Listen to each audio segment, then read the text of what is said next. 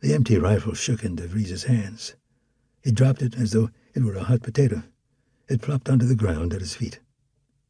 He reached across his belly with his right hand and pulled the big top-break Russian .44 positioned for the cross-draw on his left hip. His hand was shaking so badly that he had trouble unsnapping the keeper thong from over the hammer, raising the heavy pistol and cocking it. "Show yourselves!" he screamed. "Show yourselves, you devils!" His own echo washed over him, further chilling him. It sounded like the echoing cry of a terrified old widow woman.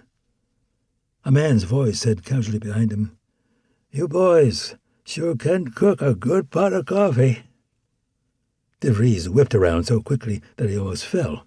He swung the big Russian around as well and aimed toward the fire. The blaze had been built up a little so that the light shone on the face of the man crouched over the opposite side of it. The man held a steaming tin cup in his gloved hands. DeVries moved slowly toward the fire. His heart was like a giant metronome in his chest, the pendulum assaulting his heart like a sharpened steel blade.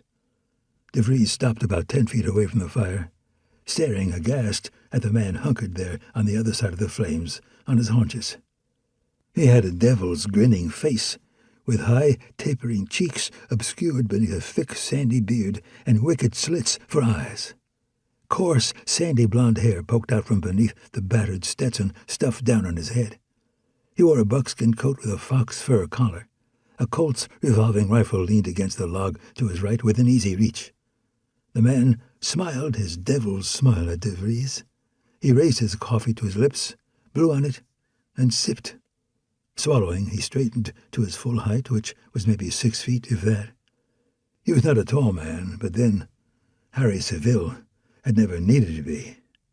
What Seville lacked for in height, he made up for in pure cunning and black-hearted meanness and storied savagery. Footsteps sounded around DeVries.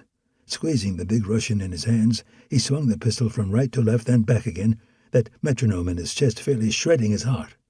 Men stepped into the firelight around him, by ones and twos and threes and fours, until well over a dozen men, aiming rifles or pistols at him, surrounded him, grinning beneath the brims of their battered hats. Make that over a dozen men, and one woman, a big one, who looked very much like a man, except she wore a long black skirt. She was laughing beneath the round, wide crown of her man's felt hat.